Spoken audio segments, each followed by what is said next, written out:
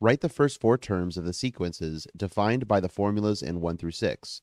Number 1, a sub k equals k over 10 plus k for every integer k greater than or equal to 1. Now, since our index variable starts from 1, that means the first term in our sequence is going to be a sub 1. And to find a sub 1, since k is equal to 1, that means we're going to be replacing all of our k variables with the number 1. So this is going to be 1 over 10 plus 1, which is 1/11th. The next term of the sequence is going to be a sub 2. We iterate our index variable by increments of 1. So now the numerator is 2, and the denominator is 10 plus 2, which is 2/12ths. And that can simplify to 1/6, although this step is not necessary.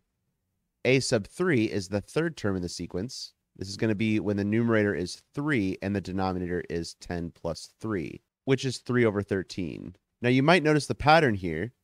The numerator and the denominator are incrementing by 1. So you might be able to guess from here that a sub 4 is going to be 4/14ths.